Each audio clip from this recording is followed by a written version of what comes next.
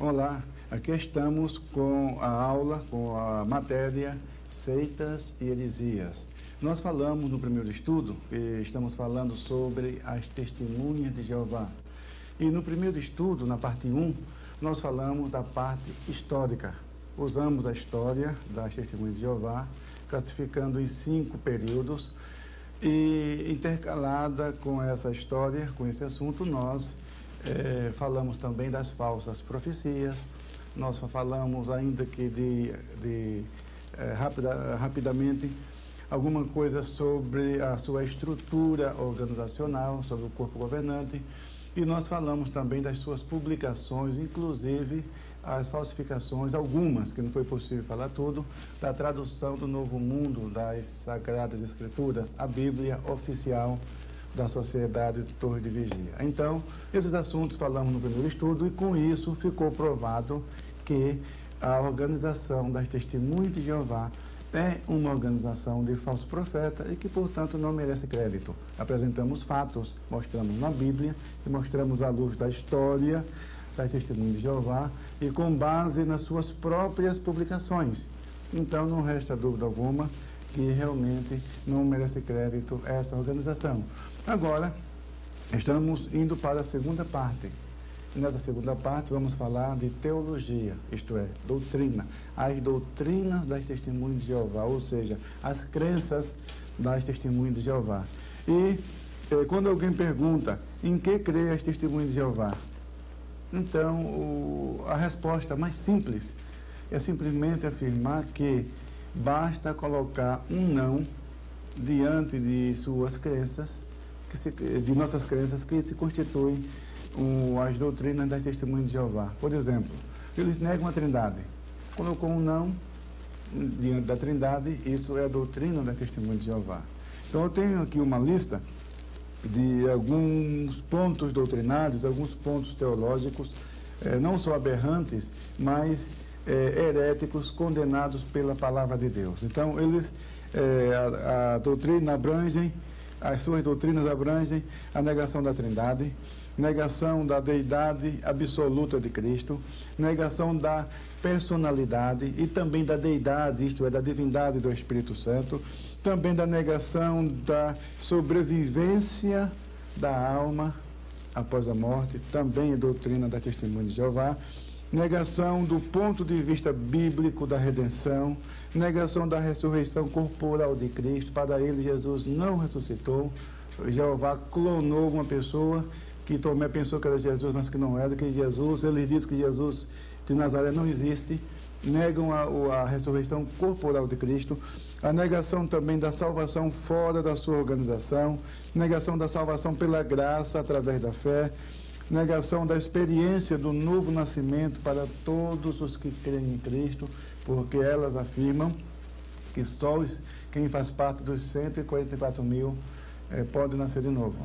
Elas são da classe da grande multidão, uma classe inferior, e que, portanto, nenhuma testemunha de Jeová nasce de novo. É doutrina só para os 144 mil, segundo a organização, a Sociedade Torre de Vigia. Também a negação da punição eterna dos perdidos. Também a negação da volta visível e corporal de Cristo. São esses os pontos básicos. A negação, a doutrina da Testemunha de Jeová, como disse, é só colocar um não diante de nossas doutrinas, se constitui o credo doutrinário das Testemunhas de Jeová. Agora, elas também têm outras crenças inusitadas, até certo ponto exóticas. Por exemplo, dizem que ninguém pode compreender a Bíblia senão com a ajuda da Sociedade Torre de Vigia. Quer dizer, hoje a Bíblia não pode ser compreendida sem a organização. Elas creem nisso. E, aliás, nós falamos disso no primeiro estudo. Também proíbem a transfusão de sangue. A transfusão de sangue é proibida. Não podem prestar serviço militar, cantar o hino nacional e fazer o juramento à bandeira. Se bem que essa questão do serviço militar já foi modificado depois que Milton Henschel assumiu a presidência da organização, substituindo Frederic Franz. Pelo seu falecimento, ele já mudou muita coisa, já vimos isso também no primeiro estudo, E uma dessas mudanças é o serviço militar alternativo. Agora não é mais proibido para uma testemunha de Jeová praticar o serviço militar alternativo, isto é, servir no hospital, servir em serviços burocráticos, serviços dessa ordem nas Forças Armadas. Então é uma mudança também recente, relativamente recente. Também os feriados e celebrações como Natal, Páscoa e aniversários são rejeitados como sendo de origem pagã. Também a atual volta dos judeus para a Palestina, segundo a organização, não é o cumprimento das profecias. Interessante essa parte porque elas creem, em Testemunho de Jeová, que as profecias com relação a Israel são direcionadas para a sua organização, para as Testemunhas de Jeová, para a Sociedade Torre de Vigia. Então, a organização não reconhece vínculo algum entre as profecias bíblicas e o atual Estado de Israel. Então, eles canalizaram essas profecias para a organização. Agora, quando a mensagem é dura, é uma mensagem de repreensão, aí não é mais para a organização, aí serve para os outros. É estranho. A gente vê que é uma coisa que não tem fundamento. Agora vamos, é claro que não é possível abordar, esmiuçar todos esses pontos doutrinários aqui. Então selecionamos o que achamos prioridade para a vida cristã, para a vida do crente. Então vamos primeiro com a doutrina de Deus. Nós temos aqui alguma coisa interessante que talvez você se surpreenda e talvez você até tenha dificuldade em acreditar que seja isso mesmo, mas eu tenho aqui algumas publicações das Testemunhas de Jeová, alguns livros que podem provar realmente o que estamos dizendo aqui. Primeiro ponto que queremos falar para você sobre a doutrina de Deus. O Deus das Testemunhas de Jeová, que eles chamam de Jeová, falam que é um Deus todo-poderoso. Isso eles falam, não, Jeová é Deus todo-poderoso. Aí para negar a divindade de Jesus, diz, não, Jesus é um Deus poderoso, não todo-poderoso.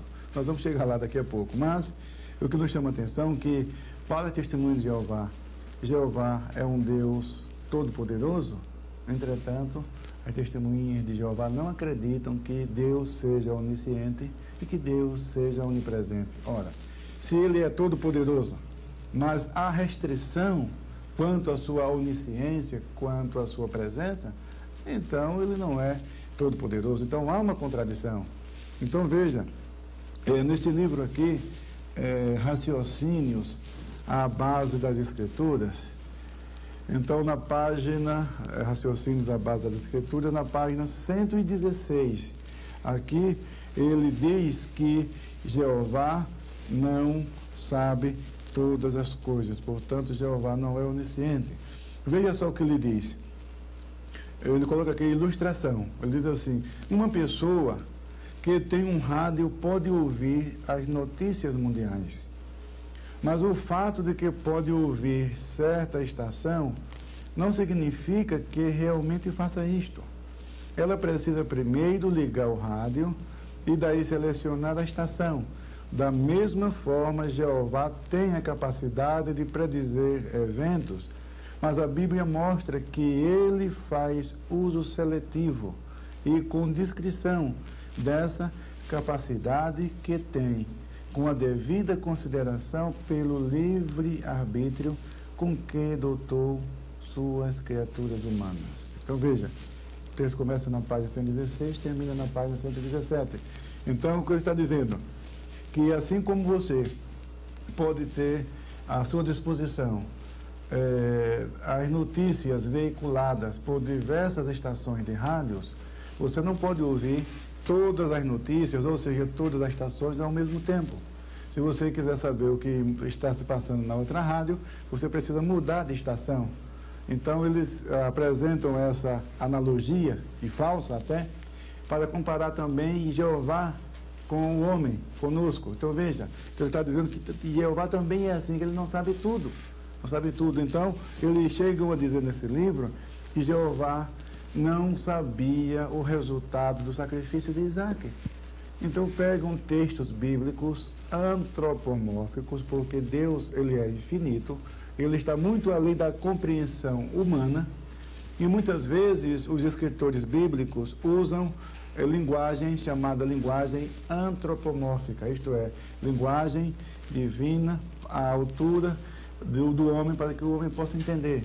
Então eles pegam uma passagem, por exemplo, como de Gênesis, capítulo 22, versículo 12, quando Deus, Jeová, falou para Abraão, disse, agora sei que temes a Deus. Então, olha aí, está vendo? Ele não sabia, ficou sabendo agora. Tu escuta, mas isso aí é uma linguagem antropomórfica, é muita pobreza analisar uma doutrina desprezando todo o contexto bíblico e se firmar simplesmente em passagens como essa. Aqui no versículo 20, capítulo 22, versículo 12, lemos o seguinte, então, versículo 12, não estendas a tua mão sobre o moço, e não lhe faças nada, porquanto agora sei que temes a Deus, e não negaste o teu filho, o teu único. Então, Jeová não sabia, então, o resultado do sacrifício de Isaac. Não é estranho? Que Deus é esse que não sabe todas as coisas? E nós encontramos no profeta Isaías inúmeras passagens mostrando que Deus sabe tudo. Deus sabe o futuro no presente e Deus sabe o futuro. Deus está presente na eternidade. Agora dizer que Deus não é onisciente, porque o escritor aqui, Moisés, ao escrever Gênesis, escreveu essa expressão, agora sei. Isso é falta de conhecimento da palavra de Deus. Não somente isso, eles usam também Gênesis 18, 20 e 21, quando o texto diz o seguinte, descerei agora, 20, disse mais o Senhor, porquanto o clamor de Sodoma e Gomorra se tem multiplicado, e porquanto o seu pecado se tem agravado muito, descerei agora e verei se com efeito tem praticado segundo este clamor que é vindo até mim, e se não, sabê-lo-ei. Então veja, ele pega isso aqui e fala que Deus, para saber o que se passava em Sodoma e Gomorra, ele tinha de descer para ver, pelo amor de Deus. Então ele não é todo poderoso, porque todo poderoso significa que não há limites para o seu poder.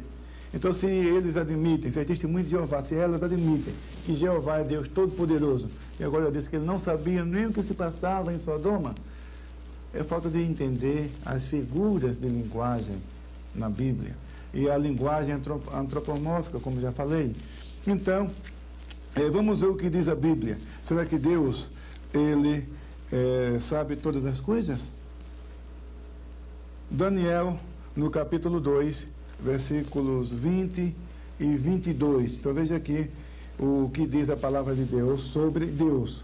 Então temos que ver, não somente, vamos ler primeiro o Salmo 139, né? Salmo 139 diz assim, Senhor, tu me sondaste e me conheces. Tu conheces o meu assentar e o meu levantar. De longe entendes o meu pensamento.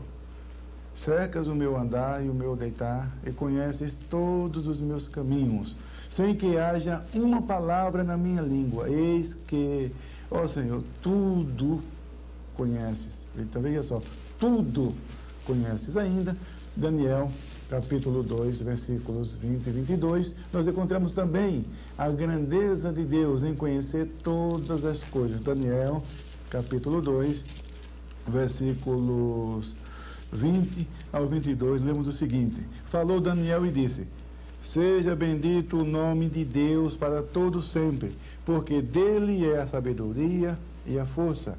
Ele muda os tempos e as horas, ele remove os reis e estabelece os reis. Ele dá sabedoria aos sábios e ciência aos entendidos. Ele revela o profundo e o escondido, e conheces o que está em trevas, e com ele mora a luz. Então veja, Deus, ele é onisciente, ele conhece todas as coisas. Agora, uma pessoa que crê num Deus que não pode prever nem o futuro, então isso aí não passa de um miserável. Não passa de um miserável, porque o nosso Deus, o Deus da Bíblia, ele sabe todas as coisas porque ele é onisciente. Outro ponto, eles negam que Deus seja onipresente. Está aqui, quero mostrar no livro Estudo Perspicaz, no volume 1 está aqui, página 690, na página 690.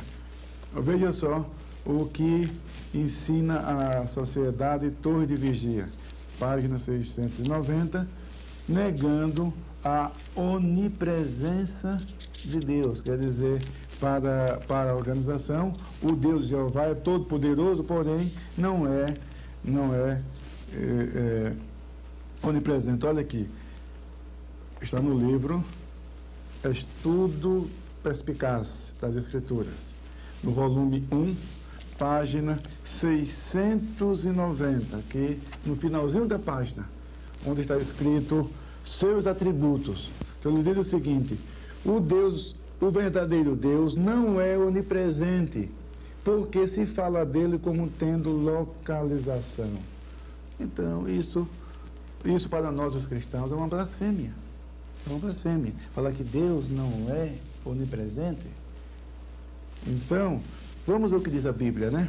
A Bíblia é a palavra de Deus. Uma referência só já detona com a torre de vigia. O profeta Jeremias, capítulo 23, os versículos 23 e 24, nós lemos o seguinte. Jeremias, capítulo 23, versículos 23 e 24, diz o seguinte: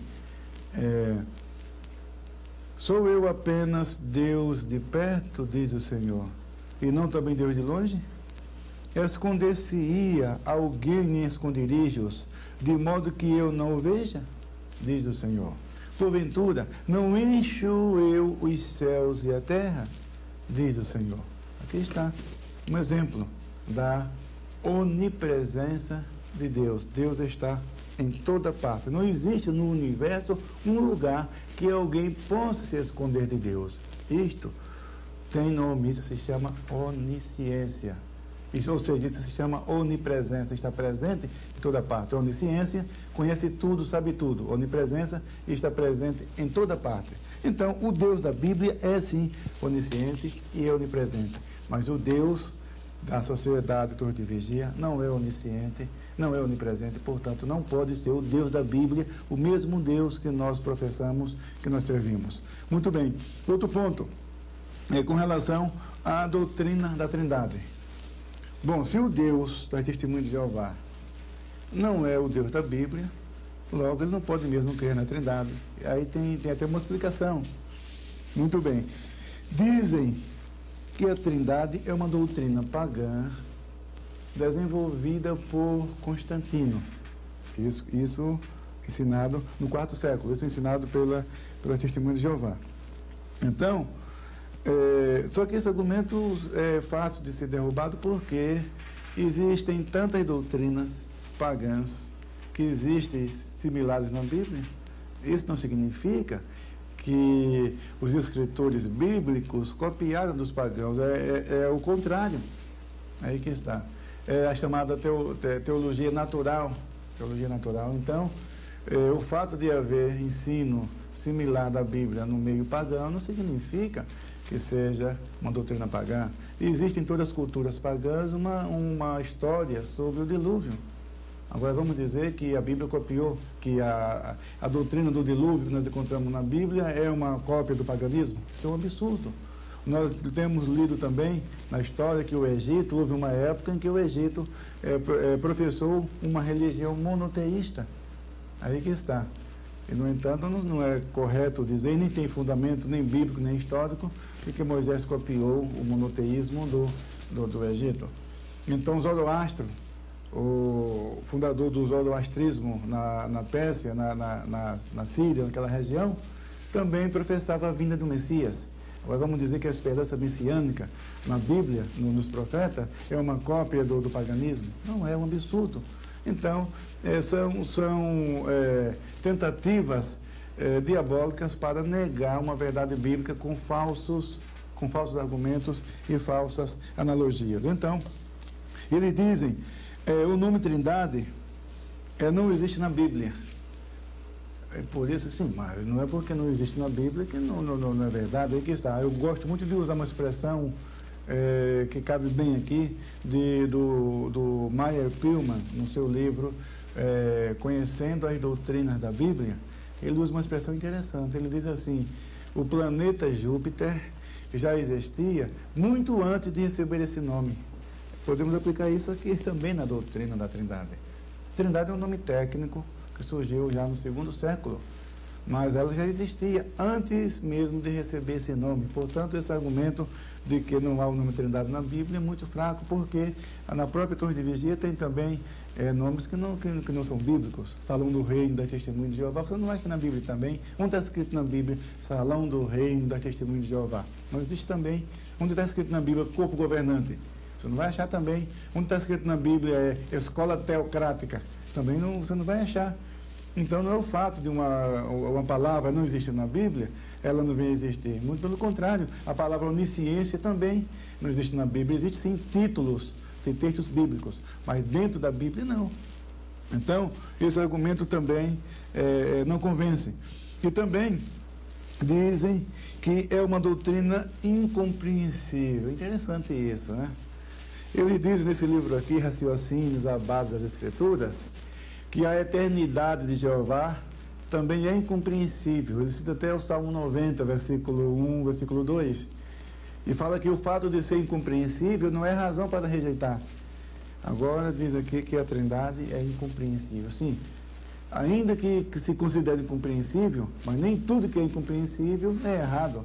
Nem tudo que é incompreensível deixa de ser bíblico. Então é um argumento também muito pobre, que só mesmo aceita os que preferem trevas à luz, simplesmente. Então, esses argumentos não procedem. Agora, eu queria falar de um outro assunto importante, ainda sobre a Trindade.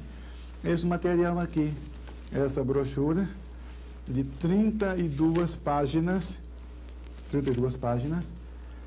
intitulado Deve-se Crer na Trindade. Isso aqui é uma aberração da natureza, podemos assim dizer, em termos técnicos, veja só, de pesquisa. Em termos técnicos de pesquisa. Porque, em termos doutrinário, já não é mais uma aberração, já é uma heresia propriamente dita. Aqui nós temos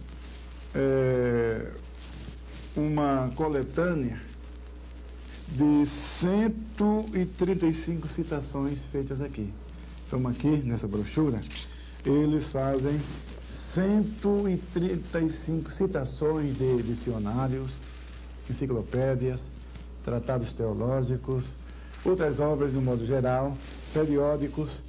Então, o que eles fazem? Eles pegam versículos isolados e colocam, e dá até a entender que o autor daquele livro citado está também concordando com ele e também está negando a Trindade.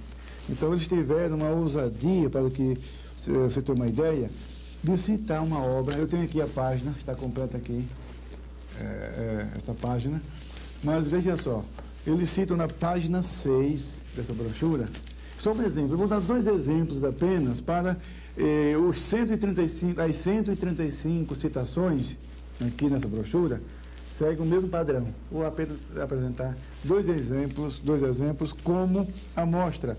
Olha aqui, na página. Antes disso, eu queria mostrar o seguinte. Eles colocaram aqui 3 divindades egípcias. Uma tríade, colocou aqui Amon-Ra, Ramsés II e Mut. Amon-Ra, Ramsés II e Mut. Essas 3 estátuas aqui são 3 divindades dentre as muitas divindades do Egito. Aí eles colocam as 3 divindades lado a lado e dizem, olha aí, ó, é pagã, uma doutrina pagã, uma crença pagã. Olha aí, 3, uma tríade. Agora só que tem uma coisa, Trindade é uma coisa e tríade é outra. Então veja que eles usam de má fé. Usam de má fé, porque a Trindade nós vamos definir daqui a pouco. A Trindade não é isso aqui. Isso aqui são 3 deuses. E Trindade não significa 3 deuses. A começar por aí. Mas vamos à página 6, mostrar aqui um exemplo de falta de sinceridade. Eles citam aqui na página 6 um padre jesuíta chamado Edmund Fortman, num livro intitulado O Deus Trino. É um jesuíta, realmente, Edmund Fortman.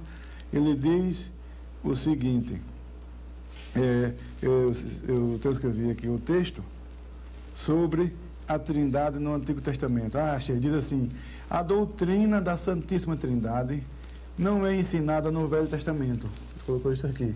A doutrina da Trindade não é ensinada no Velho Testamento. Então, o que ele quer dizer com isso? Veja só, está citando um padre, portanto católico, e é uma religião que defende de maneira oficial a doutrina da Trindade. Então ele está dizendo: olha, vocês estão vendo um padre que consultou, que pesquisou, um estudioso, um erudito, está lá por conveniência, não tem como sair, não pode sair. Então, mas ele sabe que está errado, porque ele está dizendo aqui que a Trindade não aparece no Velho Testamento. E depois ele cita o mesmo padre dizendo que a Trindade não aparece no Novo Testamento. Mas não vai ser possível mostrar tudo isso aqui, mas eu quero só apresentar um exemplo. 2 exemplos, né? Um do padre Fátima e o outro aqui do Novo Dicionário da Bíblia, que é outra aberração também, que eles fazem com esse dicionário. Quer dizer, o dicionário diz uma coisa e ele cita outra, mas vamos ver aqui por parte. Então, veja só, o padre, ele acrescentou o seguinte: o fato de a palavra Trindade, ou de a doutrina da Trindade não ser conhecida no Velho Testamento, para nós não há nenhuma novidade, todos nós sabemos disso. Todos nós, por quê? Porque o Novo Testamento tornou explícito o que dantes estava implícito no Novo Testamento, no Velho Testamento. Então, aquilo que estava implícito no Antigo Testamento, o Novo Testamento tornou explícito com a manifestação do Filho de Deus, com a descida do Espírito Santo. Então, o que estava oculto foi revelado, mas ela existia. Ela existia. Agora, é claro que o hebreu da época do Antigo Testamento não conhecia mesmo essa doutrina. Por quê? Porque a revelação não tinha se completado ainda. E isso não nega a doutrina da Trindade em nada, não veio nenhum problema quanto a isso. Muito bem, mas eles citam essa passagem, fazem essa colocação, já com outra versão, com outra intenção, dizer que não é uma verdade bíblica. É isso que eles querem dizer. Mas, a parte desse assunto, vamos ao que mais nos interessa aqui, nessa citação do jesuíta.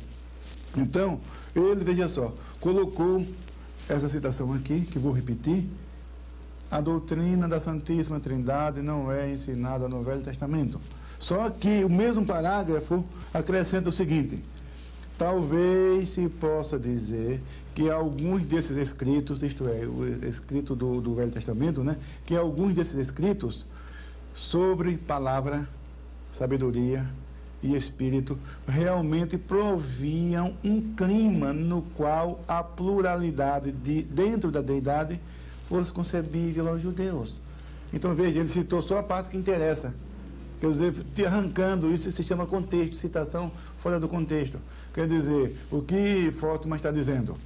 Que a palavra, que a Trindade, quer dizer, que a doutrina da Trindade não é ensinada no Velho Testamento, mas diz: talvez se possa dizer que alguns desses escritos, são os escritos do Velho Testamento, sobre palavra, sabedoria e espírito, realmente proviam um clima no qual a pluralidade dentro da deidade fosse concebível aos judeus. Por que ele não colocou isso? Por que ele não citou? Porque se ele citar isso aí, vai arrebentar com o argumento dele. Quer dizer, só isso aqui, por si só, já destruiria o argumento da torre de vigia. Então, isso aí eles escondem, pegam só uma parte. Esse é um exemplo. Você quer ver outro?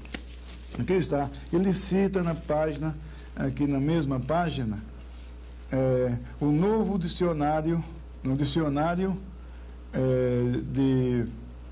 de teologia, novo dicionário da Bíblia, esse aqui. Sabe o que ele ensina? Ele cita, interessante, só uma parte desse dicionário. Eu vou até ler aqui no verbete Trindade. Eu não vou nem citar a página, porque esse dicionário existe em 3 volumes, em 2, então a paginação não vai ser tão fácil. Vamos usar na letra T, o verbete Trindade. Então, veja só, a torre de vigia, ela fez a citação, mas ela citou da seguinte forma. Diz assim: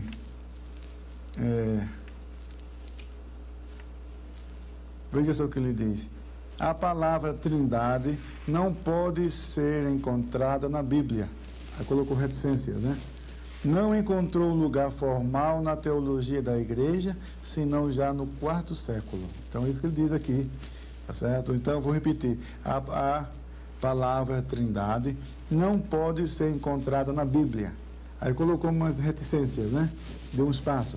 Aí depois continuou. Não encontrou lugar formal na teologia da igreja, senão já no quarto século. Agora, por que essa declaração interessa para o Testemunho de Jeová? Para que os seus leitores pensem que a doutrina da Trindade é uma doutrina de Constantino a partir do Concílio de Nicéia, a partir do quarto século. Para colocar na mente da Testemunho de Jeová, de seus leitores, essa ideia. Só que eles omitiram uma parte que diz assim, veja só, eu vou ler aqui o texto no próprio dicionário. Diz o seguinte, na palavra Trindade, está aqui. A palavra Trindade não pode ser encontrada na Bíblia. Aí aqui na citação, na brochura, ele colocou reticências. Agora eu vou preencher essa lacuna que eles não tiveram coragem e nem a honestidade também de fazer a citação completa. Olha a outra parte como diz. E embora tivesse sido empregada por Tertuliano na última década do segundo século da nossa era, vírgula. Isso aí ele omitiu.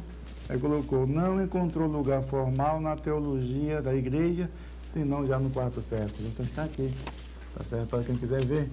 Então, citou, fez a citação do dicionário, abriu uma lacuna, um espaço, colocou a segunda parte da citação e omitiu. Por que ele omitiu essa segunda parte?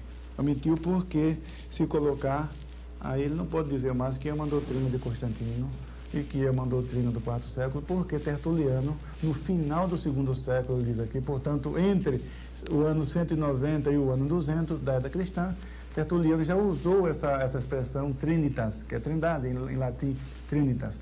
Então, como pode ser uma doutrina de Constantino do quarto século, se já era conhecida por Tertuliano? Por isso que ele omitiu, tirou do contexto. Então, como a brochura aqui não apresenta bibliografia, faz a citação, mas não diz a fonte, não diz o número da página, não diz a editora, não diz nada. Isso dificulta para a pessoa pesquisar, ainda mais Testemunho de Jeová, que é proibida de consultar outras obras, que ela não pode duvidar do corpo governante, ela se sente como uma Testemunho de Jeová, se sente um traidor se duvidar do corpo governante. Então, tem crise de consciência. Então, eles não vão consultar, porque eles acreditam no que eles colocam aqui. Mas aqui nós temos a lista, 135 citações, está aqui, ó, numerado, aqui tem a fonte. Tem o nome da obra, o autor, a editora, a edição, o ano e o número da página. São 135 citações. E todas elas são assim.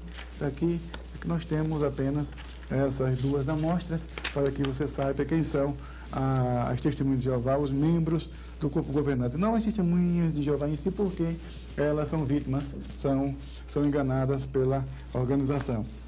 Muito bem. Outro ponto que queremos falar sobre a Trindade, a definição da Trindade, né?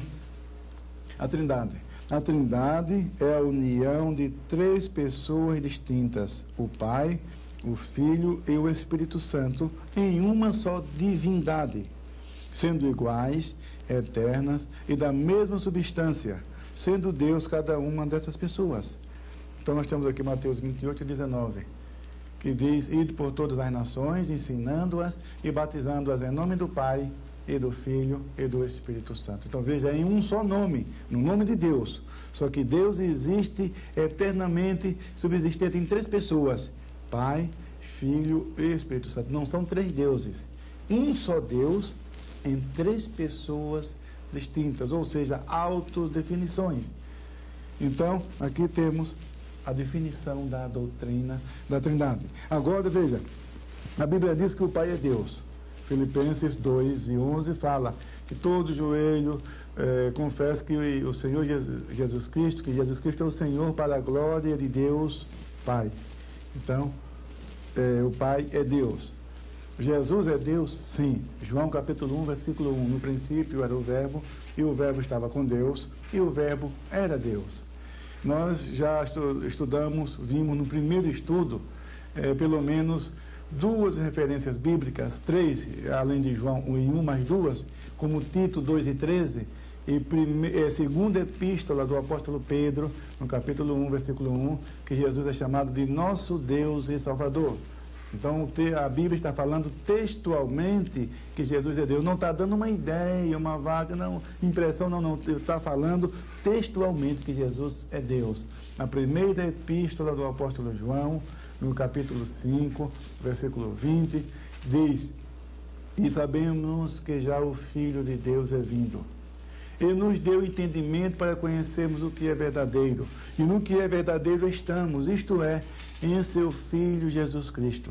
Este é o verdadeiro Deus e a vida eterna. Então veja que Jesus é Deus. A Bíblia fala em outras inúmeras passagens bíblicas. Poderíamos citar Colossenses, por exemplo, 2:9, porque nele habita corporalmente toda a plenitude da divindade. Toda a plenitude, não é uma parte, não é uma porcentagem da plenitude, não é um Deus de segunda categoria, não é um deusinho pregado pela testemunha de Jeová, não, é toda a plenitude da divindade. Então Jesus é Deus pleno e absoluto. E da mesma forma encontramos também o Espírito Santo. Nós temos aqui, podemos ler Atos dos Apóstolos, no capítulo 5, aí que está, capítulo 5, versículos 3 e 4, um exemplo.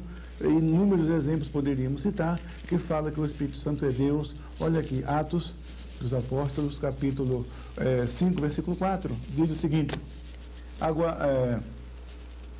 3 e 4, né? Disse então Pedro: Ananias, por que encheu Satanás o teu coração para que mentisses ao Espírito Santo, para que retivesses parte da herdade? Guardando-a não ficava para ti, e vendida não estava em teu poder? Por que formaste este desígnio em teu coração? Não mentiste aos homens, mas a Deus. Agora eu pergunto, Ananias mentiu para quem? Para o Espírito Santo ou para Deus? Porque no versículo 3, Pedro falou, Ananias, por que encheu Satanás o teu coração para que mentisses ao Espírito Santo? Aí no versículo seguinte fala, não mentiste aos homens, mas a Deus. Então o texto está dizendo, a Bíblia está dizendo textualmente que o Espírito Santo é Deus. Ainda no segundo livro de Samuel, no capítulo 23, versículos 2 e 3. 1, 2 e 3. Vamos ler também o versículo primeiro. Segundo livro dos Reis, capítulo 23, versículos 1, 2 e 3. Diz assim, e estas são as últimas palavras de Davi. Diz Davi, o filho de Jessé, e diz o homem que foi levantado em altura, o ungido do Deus de Jacó e o suave em salmos de Israel. O Espírito do Senhor falou por mim, e a sua palavra esteve em minha boca. Disse o Deus de Israel, ora, veja só, o Espírito do Senhor falou por mim. Aí depois ele disse o Deus de Israel. Então o texto está dizendo que o Espírito Santo é o Deus de Israel. Agora, negar essa divindade não é possível. Agora vem a pergunta. Bom, o Pai é Deus, o Filho é Deus e o Espírito Santo é Deus. Ah, então são 3 deuses. Não, veja só. Aí que está. É um só Deus em 3 pessoas, porque a Bíblia ensina que existe um só Deus e que Deus é um só.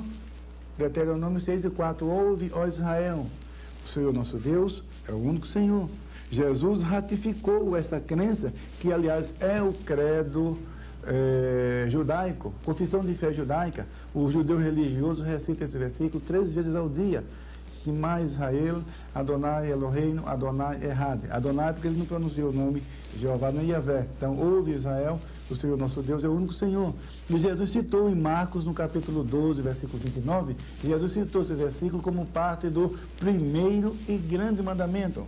Então, veja, mas essa doutrina, quando Jesus citou essa passagem em Marcos 12, 29, ele estava ratificando o monoteísmo judaico. Portanto, o cristianismo é uma religião monoteísta. Não somente Jesus pregou o monoteísmo, a crença em um só Deus, como os apóstolos também. Paulo fala em 1 Coríntios, capítulo 8, versículo 6, mas para nós há um só Deus e Pai. Então, o monoteísmo é uma doutrina cristã. Então, como explicar essa situação? A Trindade. Aí é o tal negócio. Ou as testemunhas de Jeová admitem a Trindade, ou são politeístas. É essa a realidade. Porque a Bíblia diz que Jesus é Deus. Se eles não admitem a Trindade, então são politeístas. Uma pergunta que intriga muitas vezes as testemunhas de Jeová. Você pergunta, Jesus Cristo é um Deus falso ou um Deus verdadeiro? Isso aí incomoda, viu? Incomoda, e como incomoda? Porque se ele disser não é um Deus verdadeiro, aí eles vão ter problema.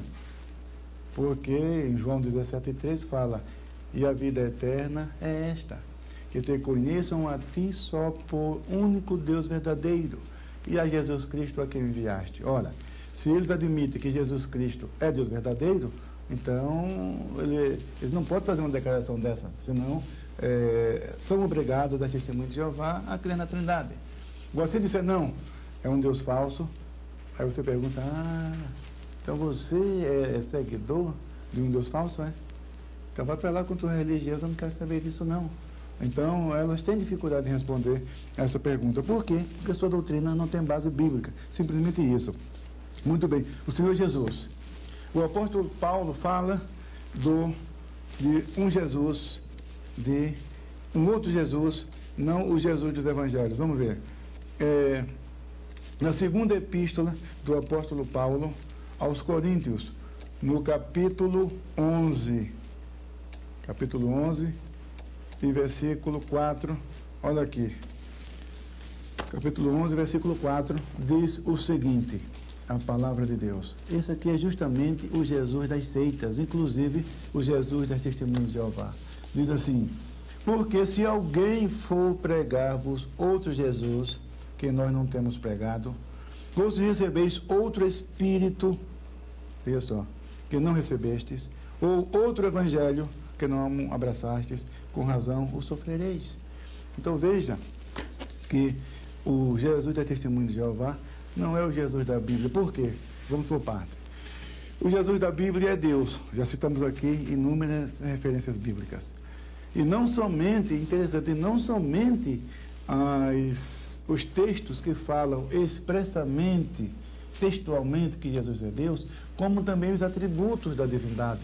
A Bíblia diz que Jesus é eterno, a Bíblia diz que Jesus é onisciente, que Jesus é onipresente, que Jesus é o Criador do céu e da terra. Então, todos os atributos da divindade nós encontramos na pessoa de Jesus. É adorado, aí que está. Então, o que acontece? Testemunho de Jeová dizem que Jesus Cristo é igual a Satanás. Dá para engolir essa? Para mim, isso é um desrespeito, uma afronta. Isso é uma afronta. Aí você vai dizer, mas isso não é verdade. O pastor Ezequias está inventando, não. Está no livro, poderá viver para sempre no paraíso na terra. Não tenho aqui porque não é possível trazer todos os livros. Mas é fácil de adquirir. Um livro que saiu de circulação não faz muito tempo. Poderá viver para sempre no paraíso na terra. Na página 40, eles fazem essa declaração que Jesus é igual a Satanás. Mas a Bíblia diz que Jesus é igual ao Pai. Olha aí. É a palavra de Deus, é a palavra do corpo governante. Você fica com quem? Eu fico com a palavra de Deus. A Bíblia diz, está aqui no Evangelho de João, no capítulo 5. Capítulo 5 e os versículos... temos aqui 18, Evangelho de João, capítulo 5, versículo 18, e também capítulo 14, e versículo 9. Essas duas passagens bíblicas afirmam que Jesus é igual ao Pai. Ele não é igual a Satanás, não. Esse aí é o Jesus da testemunha de Jeová, não é o Jesus da Bíblia. Outra afronta também que eles levantam, que eles falam de Jesus. Eles dizem que Jesus é o anjo destruidor, o Abaddon de Apocalipse 9:11. Tem essa ainda. O Abaddon de Apocalipse 9:11, acho que é 9:16, né? Deixa eu dar uma olhada, deixa eu dar uma conferida aqui. Aqui no texto está 9:11, mas acho que é 9:16.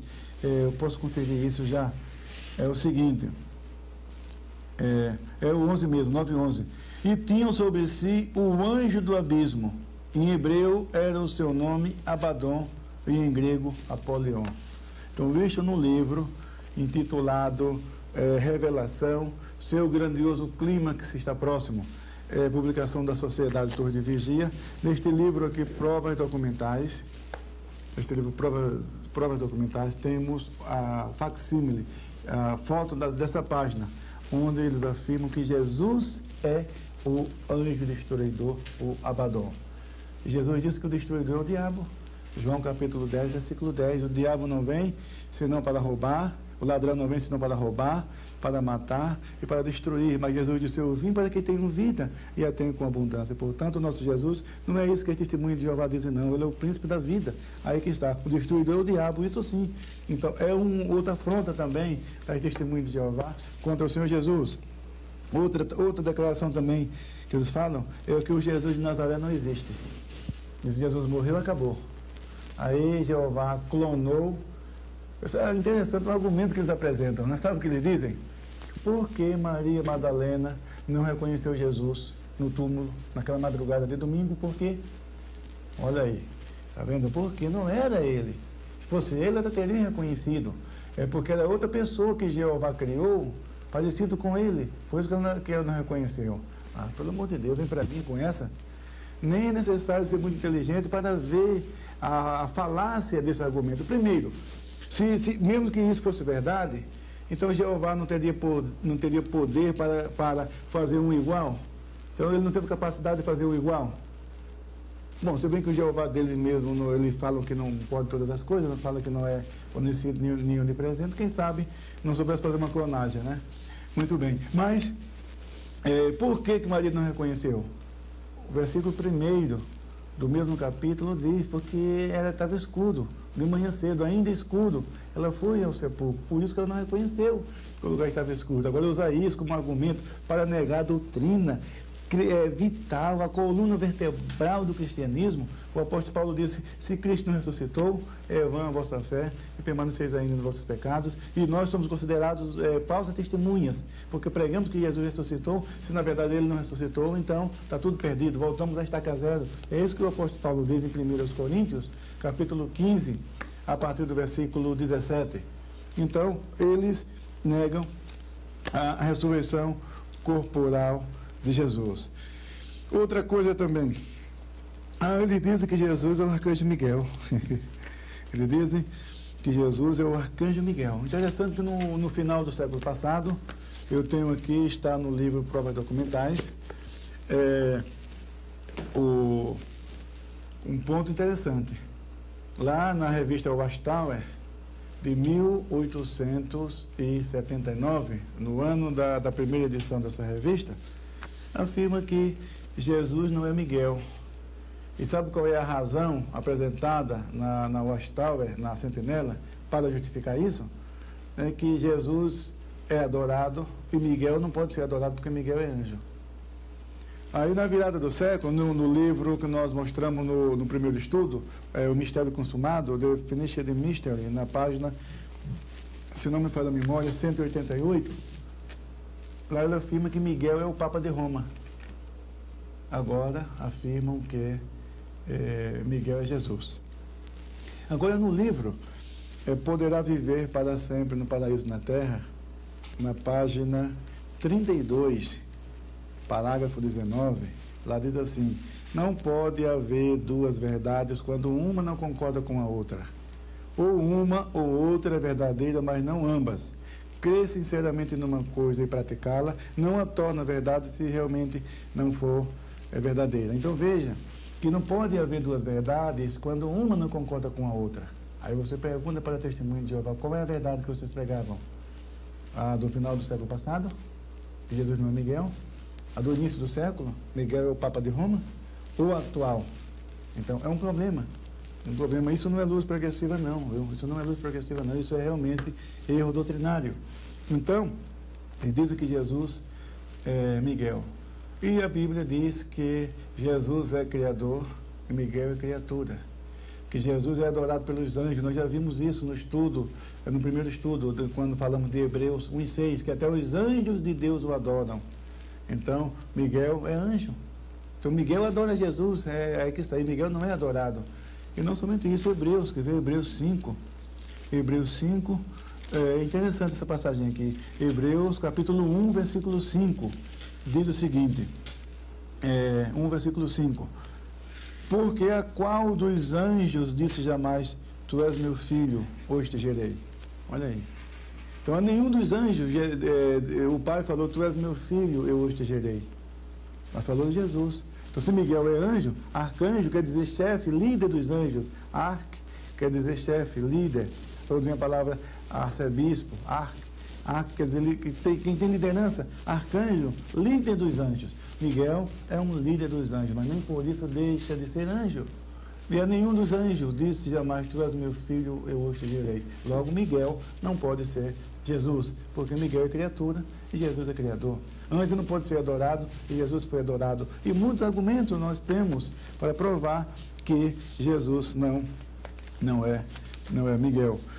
Muito bem, e muitos assuntos, muitos pontos teríamos a falar ainda sobre a divindade de Jesus. Nós vamos passar agora para a doutrina do Espírito Santo, porque a nossa luta é contra o tempo. Com relação ao Espírito Santo, interessante que eles têm dois argumentos, eles apresentam, aquilo que eu falei, eles pegam os argumentos dos raciocínios e saem papagaiando por aí, quer dizer, são eco e reflexão da Torre de Vigia. São ecos e reflexões da Torre de Vigia, quer dizer, eles não pensam por si próprios. Então, os argumentos deles são decorebas, extraídos desses e de outros livros e de outras publicações da organização. Então, o argumento é o seguinte: se o Espírito Santo é uma pessoa, como pode alguém ser cheio de uma pessoa? Porque em Atos dos Apóstolos, capítulo 2, versículo 4, fala que todos foram cheios do Espírito Santo. Então, a pergunta deles é essa: como pode uma pessoa ser cheia de outra? Aí quem não conhece a Bíblia e não está preparado, realmente, puxa, que argumento, hein? Ele realmente sabe que o corpo governante tem razão? A pessoa pode até pensar dessa maneira. Mas aí você pergunta para a Testemunha de Jeová, escuta, Satanás é uma pessoa? Ela vai dizer que é. E a Bíblia diz realmente que é. Mas só que ela diz que é uma pessoa, não porque está na Bíblia, mas porque está no livro, poderá viver para sempre no paraíso na terra. Se não for na página 16, é na página 18, não me recordo bem agora, mas é numa dessas páginas, lá diz que Satanás é uma pessoa. Por isso que as Testemunhas de Jeová creem que Satanás é uma pessoa. Aí você manda ela ler na própria tradução do Novo Mundo, está aqui. Na própria tradução do Novo Mundo, olha aqui. Lucas capítulo 22, versículo 3. É bom você, quando eu trato com as Testemunhas de Jeová, eu só uso a tradução do Novo Mundo, porque ela não crê nas outras Bíblias. Então, não adianta eu conversar com a Testemunha de Jeová com a minha Bíblia, com a minha versão, que ela não acredita. Então, embora é uma tradução falsa, cheia de interpolações, textos mutilados, mas, mesmo assim, é possível mostrar os erros das Testemunhas de Jeová na própria tradução do Novo Mundo. Um exemplo disso, por exemplo, João, capítulo 21, versículo 25, lá diz que Tomé falou assim, veja só, Tomé, que não estava na reunião em que Jesus apareceu na sua ressurreição, e os discípulos disseram para Tomé, olha, Jesus está vivo, ele ressuscitou, ele esteve conosco, e Tomé não acreditou. Então, no capítulo 21, versículo 25, Tomé disse o seguinte, capítulo 21, não, estou lendo Atos, né? Aí não dá, 21 de João, versículo 25, diz assim, 21, capítulo 20, e o versículo 21, ele diz assim, a menos que eu veja nas suas mãos o sinal dos pregos e ponha o meu dedo no sinal dos pregos, então veja, nas suas mãos o sinal dos pregos. Agora você pega um livro como esse aqui, Conhecimento que Conduz à Vida Eterna, você vê a figura de Jesus aqui, ele está pendurado, não é numa cruz, é numa estaca, está aqui, numa estaca. Você pode observar que em cima da mão tem um cravo, Mas Tomé disse aqui, olha, o sinal dos pregos, então mais de um. Então não pode estar assim, como está apresentando aqui esta gravura. Então, como é a tradução do Novo Mundo, isso abala a Testemunha de Jeová. Por isso que eu trabalho com a tradução do Novo Mundo, porque é possível, mesmo com o texto deles, você derrotar a Testemunha de Jeová. Então, você manda ler Lucas, capítulo 22, e versículo 3. E lá o texto sagrado diz o seguinte, na própria tradução do Novo Mundo, interessante, diz assim, mas Satanás entrou em Judas. Aí você diz, opa, espera um pouco. O texto está dizendo que Satanás entrou em Judas Iscariotes. Aí você que vai fazer a pergunta, como pode uma pessoa entrar em outra? Aí você faz igualzinho a ele, devolve a pergunta, como pode uma pessoa entrar em outra? Você não crê na personalidade do Espírito Santo porque acha que uma pessoa não pode entrar em outra. Mas crê que Satanás é uma pessoa e também crê que Satanás entrou em Judas Iscariotes. Como você me explica isso? Outro exemplo, com relação ao Espírito Santo. Como uma pessoa pode ser derramada? Então o Espírito Santo não pode ser uma pessoa porque ele foi derramado. Mas aí você, tá bom, então leia aqui na própria tradução do Novo Mundo, na segunda epístola a Timóteo, no capítulo 4, e o versículo 6, pois já estou sendo derramado como oferta de bebida, e o tempo devido para o meu livramento é eminente. Aí você pergunta, escuta, Paulo é uma pessoa? Como que ele pode ser derramado? Aí ela vai dizer, mas isso é figura de linguagem. Que é a figura de linguagem, mas para o Espírito Santo isso não serve? Quer dizer, vale para, nesse caso aqui, mas para o Espírito Santo não pode ser figura de linguagem? Então veja que são argumentos falaciosos, aí que está. O Espírito Santo é a terceira pessoa da Trindade, é uma pessoa e é Deus. Então nós vamos encerrar por aqui. Nós teríamos também muitos outros pontos para tratar, mas como disse, tratamos de assuntos mais relevantes, de maior prioridade, porque não é possível falar todos esses pontos. Mas tratamos da doutrina de Deus, isso é importante. O Pai, o Filho e o Espírito Santo. Que Deus te abençoe ricamente, em nome de Jesus. Amém?